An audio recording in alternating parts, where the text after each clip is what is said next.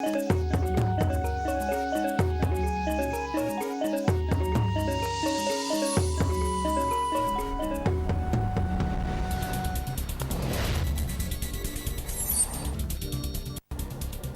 l'actualité du 13h15, diagnostiquer l'ensemble des maux qui minent la justice burkinabé et redonner confiance aux justiciables. Les États généraux de la justice au Burkina se tiennent en mars prochain à Ouagadougou. Le gouvernement prépare cette importante rencontre pour la bonne gouvernance ici au Faso.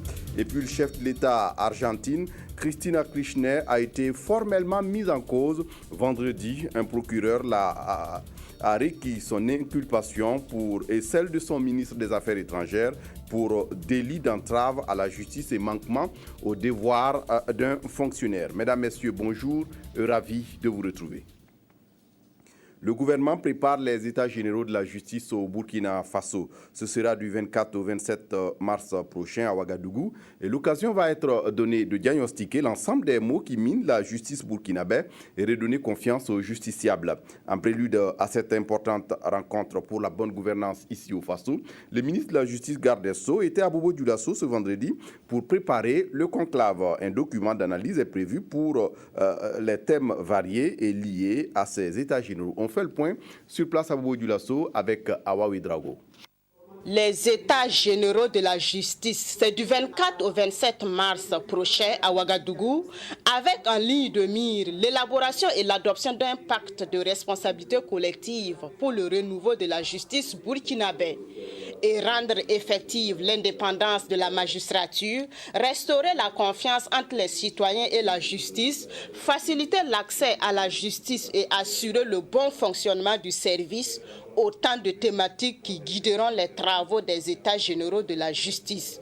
Tous les acteurs doivent donc s'impliquer dans ce processus de réforme, d'où cette rencontre de diagnostic dans les hauts bassins. Pour préparer les états généraux, qui sont quand même un temps important pour toute la nation, il faut tout un processus de préparation qui est participatif. Il faut qu'on donne quand même la parole au peuple burkinabé pour exprimer ses frustrations, mais exprimer aussi ses préoccupations, exprimer ses attentes vis-à-vis de la justice burkinabé.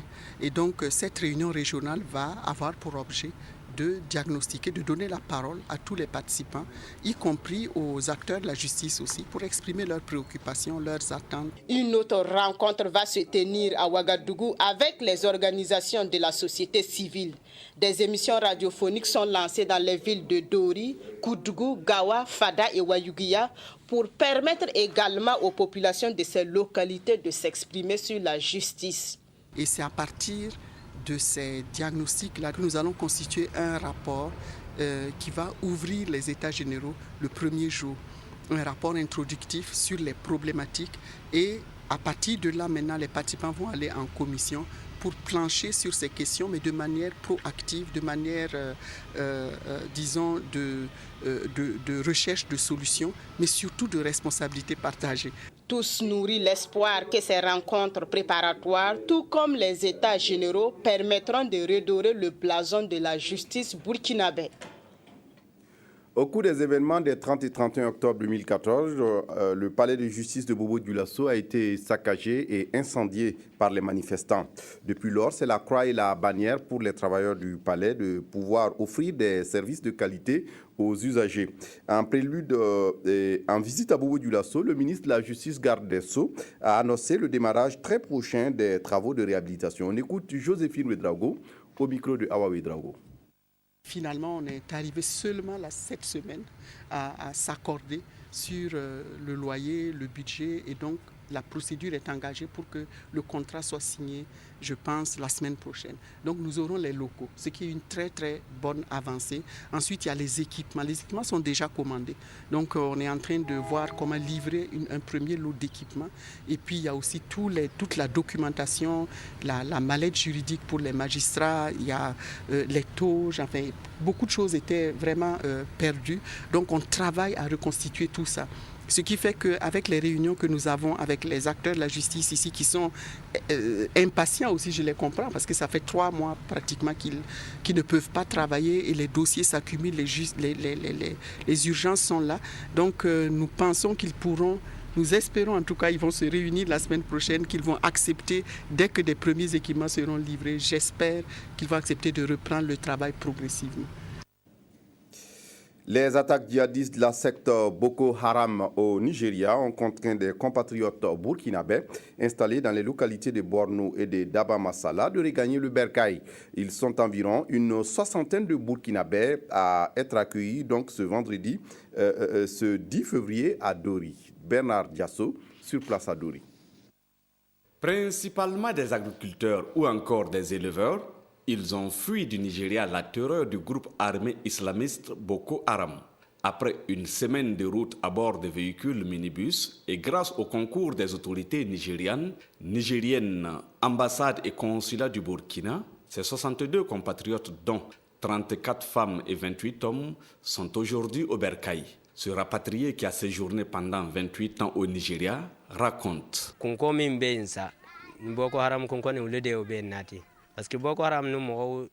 C'est le problème de Boko Haram qui nous a amenés ici. Ils ne sont pas de bonnes personnes. Que tu sois musulman, enfant, riche ou pauvre, ce n'est pas leur problème. Pour eux, c'est tuer, égorger, piller et incendier les localités. Alertés, les autorités administratives et services compétents ont pris les mesures idoines pour accueillir ces rapatriés. Ces derniers ont bénéficié en tout cas de soins appropriés et également de la vaccination au niveau du centre médical urbain. Donc au niveau de la prise en charge sanitaire, ça aussi assuré. Mais avec l'appui du CONASUR, nous avons pu assurer la prise en charge alimentaire. Ce qui fait qu'à l'heure actuelle, chaque personne ici présente reçoit en tout cas les 3 repas journaliers. Et après cela, il y a le travail psychosocial qui se poursuit. Quant aux éventuels rapatriés qui viendront, la Direction régionale de l'action sociale et de la solidarité nationale du Sahel rassure.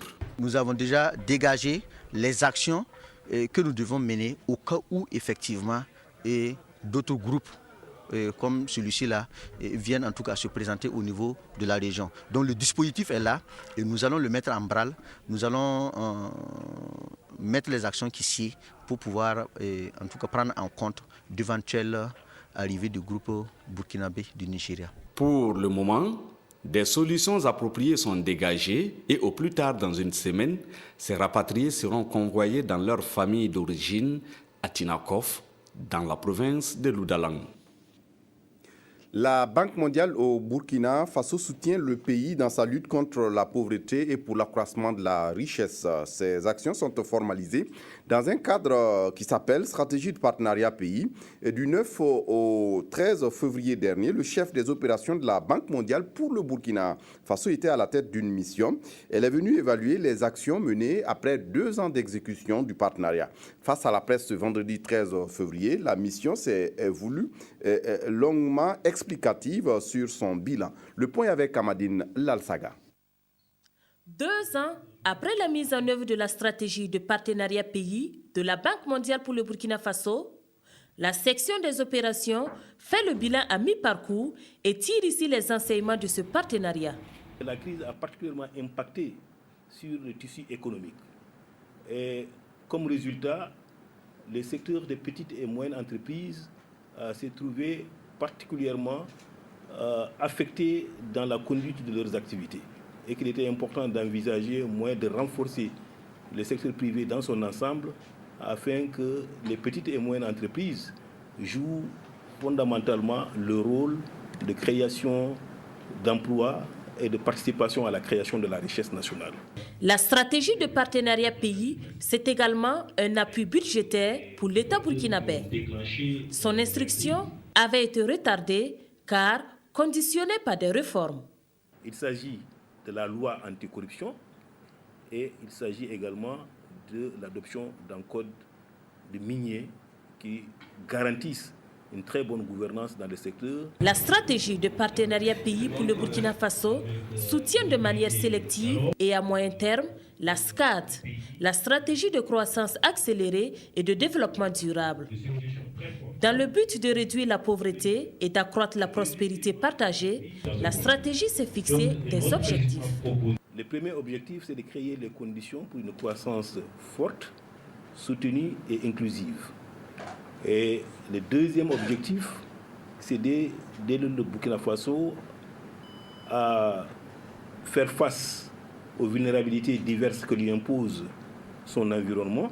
Pour l'atteinte de ces objectifs, la mission, conduite par Ousmane Diagana, a rencontré les différents acteurs œuvrant dans ce partenariat. Des réajustements ont été proposés et seront validés les jours à venir. Un mot de politique dans ce journal. Le président de l'UPC, l'Union pour le progrès et le changement, était cette semaine dans les villages reculés du Kénédougou. Zéphirin Diabré et ses camarades ont voulu cette visite dans le Burkina profond pour davantage mobiliser les militants et sympathisants. La question de la présidentielle de octobre prochain occupait déjà les esprits. Kadou Romenki, qui a suivi le voyage pour nous rend ici un bilan parfait. Être patriote et faire office de foi des valeurs d'intégrité, c'est le résumé des propos du chef de village de Niampédougou à la délégation de l'Union pour le progrès et le changement UPC. C'est grosso modo la substance du message qui se dégagera lors de cette tournée dans les 3 autres villages. Au-delà de prôner les valeurs intrinsèques humaines, les populations ont émis d'autres préoccupations beaucoup plus concrètes.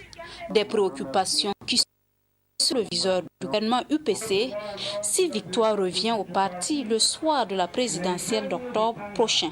L'occasion a été donnée pour moi d'entendre un certain nombre de problèmes auxquels les gens tiennent à cœur, dont par exemple la question des produits de base qu'ils produisent ici et dont ils ont des problèmes d'écoulement, des problèmes d'accès à l'eau, des problèmes d'éducation des enfants, des problèmes de santé, des problèmes d'insécurité. Tout cela, là, ce sont des aspects que nous allons bien entendu prendre en compte dans le programme que nous allons présenter à l'attention du peuple burkinabé. Et c'est toute l'importance de cette tournée. Toucher du doigt les réalités des populations dans les villages reculés. Un honneur aussi bien pour le premier responsable de l'UPC que pour les populations. On a abattu beaucoup de travail déjà, mais il reste que beaucoup de gens encore rêvaient de rencontrer le premier responsable. Je m'attendais à ce genre de mobilisation. On est habitué à ça, parce que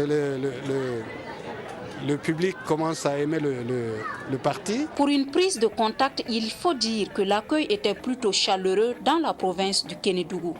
Laquelle province s'en est sortie avec la mairie de Orodara lors des élections couplées législatives et municipales de 2012. Année à laquelle le parti était classé 2e sur le plan national avec 19 députés et 30 mairies. Après la dissolution des conseils municipaux au Burkina, ce sont les délégations spéciales qui ont pris le relais dans la gestion des collectivités territoriales. Eh bien, l'association intervillageoise de gestion des ressources naturelles et la faune dans la Komoué et la Léraba a pensé à une rencontre d'échange avec ces nouvelles autorités. Il s'agit de les impliquer dans la gestion et la préservation des ressources naturelles et fauniques de la région des Cascades en général. Explication sur place à Banfoura, Simplice Baro et Draman Kaboré. La préservation des ressources naturelles et fauniques dans les cascades fait partie des missions des délégations spéciales des communes de Banfora, Nianglogo et Mangodara. C'est pourquoi la GRF, Association intervillageoise de gestion des ressources naturelles et de la faune, qui intervient dans les provinces de la Komoué et de la Léraba, organise cet atelier de sensibilisation en vue d'outiller les membres des délégations spéciales de la région dans la protection de l'environnement. Dans ce projet, il est prévu des renforcements de capacités à l'intention des communes, puisque la GRF est signataire depuis 2009 d'un protocole tripartite de collaboration. Et donc nous devions aider les communes à gérer les forêts et même à protéger d'autres espaces naturels qui jugeront nécessaires. Donc nous les accompagnons dans ce sens. Alors la présente formation, c'est beaucoup plus à l'intention de la délégation spéciale, mais c'est de les renforcer dans leur rôle. Riche de sa biodiversité, la région des Cascades est une zone faunique et forestière qui connaît de plus en plus une pression anthropique, d'où la nécessité de protéger et sauvegarder cet environnement, selon le haut-commissaire de la Komoué, qui loue par ailleurs l'initiative dans la mesure où elle s'inscrit dans le renforcement des capacités des membres des délégations spéciales et autres acteurs de développement du secteur de l'environnement. Elle contribue notamment à relever le défi des impacts négatifs de l'homme sur l'environnement de la région, a-t-elle ajouté. Mieux gérer les ressources naturelles et fauniques constitue une source de revenus pour l'État, les collectivités territoriales, les communautés riveraines, des aires protégées et les opérateurs privés, a également relevé Mamadou Batoro de la mairie de Banfora. Publiez ce que vous payez, c'est le message d'une coalition d'associations de la société civile à l'intention des entreprises minières installées au Burkina Faso. Lors d'une conférence de presse ce vendredi 13 février 2014, la coalition s'est voulue explicite sur son plan d'action pour la promotion de la transparence et la lutte contre la corruption dans le secteur minier. Inijanine Kambiré. La coalition Mine Alerte Publiez ce que vous payez veut faire connaître au public burkinabé les rapports de l'initiative pour la transparence dans les industries extractives au Burkina. Elle a pu élaborer un plan d'action dont les grandes lignes constitueront des actions de plaidoyer. Notamment l'analyse des différents rapports qui sont publiés par l'État et notamment l'interpellation des acteurs, c'est-à-dire les sociétés minières et l'État également, sur les défaillances ou en tout cas les problèmes que nous constatons au niveau de la gestion des recettes issues des industries extractives.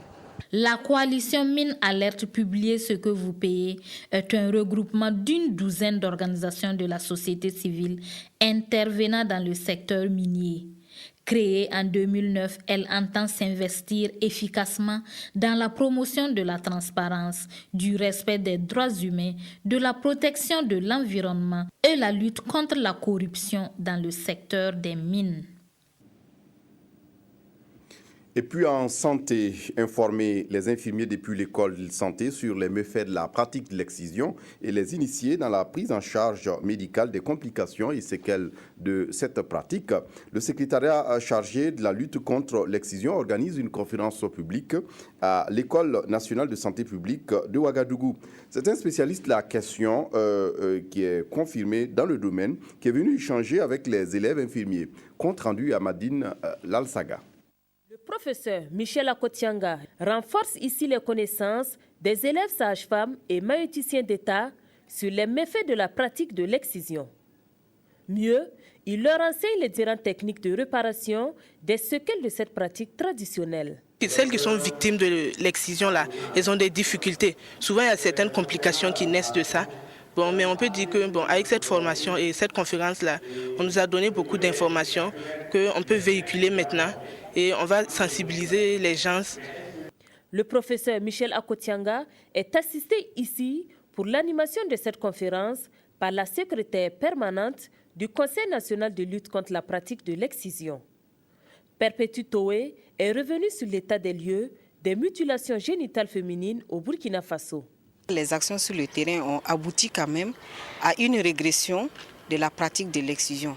En ce sens que, et vous verrez que les données de l'EDS 2010 relèvent qu'il y a au moins 99% des hommes en âge de procréer qui ont déclaré avoir entendu parler de l'excision et de l'existence de la loi.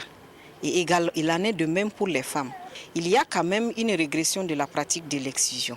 Cette conférence publique entre dans le cadre de la commémoration de la Journée internationale de lutte contre les mutilations génitales féminines. Sur le plan national, la journée est commémorée sous le thème « Personnel de santé, mobilisons-nous contre les mutilations génitales féminines ».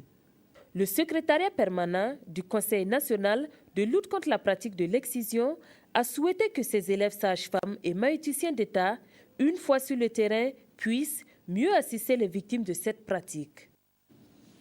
Santé toujours, attention à la menace Ebola qui plane toujours dans nos pays. Une association de la place a décidé d'entreprendre la sensibilisation. Et ce sont les restaurateurs, tenanciers de bars et maquis de la ville de Ouagadougou qui sont dans son viseur. Yolande Lompo. Virus Ebola, ces deux mots, la plupart d'entre eux en ont déjà entendu parler. C'est une maladie vraiment qui tue, c'est une maladie, c'est une sale maladie. Donc, nous devons faire beaucoup de choses pour éviter cette maladie. Néanmoins, assis ou en stand-up, ces restaurateurs et tenanciers de maquis s'apprêtent à suivre les conseils qui leur seront prodigués par le ministère de la Santé en collaboration avec Essimo de Formation. Car, même si selon l'OMS, Ebola est en net ralentissement en Afrique de l'Ouest, la prudence reste de mise. Nous allons les dire, mettez vraiment l'action pour l'hygiène et faire appel également à l'endroit de la population. Si tu arrives dans un restaurant, si est-ce que tu demandes la cuillère, si ce n'est pas bien traité, tu laves proprement tes mains et puis tu manges. Parce qu'on a tendance à voir que les restaurateurs ne traitent pas les cuillères et les fourchettes avant de les donner. Aujourd'hui, nous allons partager un certain nombre d'informations avec les participants de ce que c'est que la maladie, de son mode de transmission et surtout des mesures de prévention pour éviter la maladie. Jusque-là, aucun foyer n'a été déclaré au Burkina Faso et grâce aux campagnes de sensibilisation initiées par le gouvernement burkinabé, le lavage régulier des mains au savon ou avec des solutions hydroalcooliques semble être l'arme utilisée contre l'épidémie Ebola. 2 vaccins sont en train d'être testés à grande échelle en Afrique de l'Ouest. Reste à espérer que d'ici à fin 2015, la fièvre hémorragique Ebola soit un lointain cauchemar. Littérature à présent, des victimes devenues juges, c'est le jeu de rôle auquel nous invite l'écrivain burkinabé Régis Kevin Bakiono dans son recueil de nouvelles. L'œuvre a été présentée au public et à la presse ce mercredi 11 février 2015 à Ouagadougou. Ce recueil de 7 nouvelles savoureuses et croustillantes fait entrer le lecteur dans la conscience et le subconscient des personnages et lui fait partager des douleurs, notamment des uns et des autres, mais aussi le remords des autres et le dilemme aussi encore des uns et des autres. On suit le compte-rendu avec Claudine Bikaba. Et si la victime devenait juge? Un recueil de 7 nouvelles compilées dans cet ouvrage de 165 pages. Une œuvre de Régis Kevin Bakiono qui, par cette dédicace, entre désormais dans le monde des hommes de lettres. Quant à l'œuvre elle-même, dont le titre est déjà évocateur, est aussi interpellateur selon son auteur. Je demande à ceux avec qui nous vivons de faire attention. Parce que quelqu'un qu'on opprime aujourd'hui, qu'on oppresse, peut, par un concours de circonstances, se retrouver au-dessus et quelques jours plus tard, un moment plus tard, et en ce moment, cette personne devient juge. Sur le plan vertical, la vie peut nous imposer sa dictature, la vie peut décider par les événements que nous vivons de faire de nous des victimes. Mais nous devons refuser cela, nous devons refuser de subir la dictature de la vie, nous devons nous battre pour nous-mêmes être juges des événements que nous traversons dans la vie. Donc voilà un peu le message que j'ai à partager avec le lectorat, avec tous ceux qui s'intéressent au livre. Yves Dakio, homme de lettres également, critique l'œuvre en nous faisant rentrer dans son contexte, puis révèle l'humanisme de l'écrivain dans un extrait de cet ouvrage qu'il juge respirer la mondialité, l'urbanité et la jeunesse. Un autre spécialiste des arts et des lettres nous dévoile sa perception sur cet ouvrage. Intellectuellement, c'est une œuvre de belle facture avec une thématique très variée. Culturellement, c'est une œuvre qui s'inscrit dans la diversité avec une ouverture sur la mondialité. Donc c'est une œuvre qui a un penchant universel qu'il faut saluer. Et spirituellement, c'est une œuvre qui donne des enseignements. Et le lecteur ne sort pas vierge, comme le disons dans notre jargon, à la lecture de cette œuvre. C'est-à-dire que la douleur devient comme une sorte d'enseignement, mais lorsque cette douleur devient source d'inspiration, elle est alors nécessaire. En se basant sur ces 3 dimensions, Dramane Konaté affirme que Kevin Régis Bakiono s'inscrit ainsi dans les annales de la littérature burkinabé. Ce dernier est actuellement conseiller diplomatique à Vienne, en Autriche. Kevin Régis Bakiono a déjà publié une première œuvre, un essai littéraire, notamment sur l'identité et les questions identitaires en Afrique de l'Ouest, aux éditions L'Harmattan. C'est tout pour ce journal. Merci de l'avoir suivi. Très bonne suite du programme sur la RTB. Au revoir.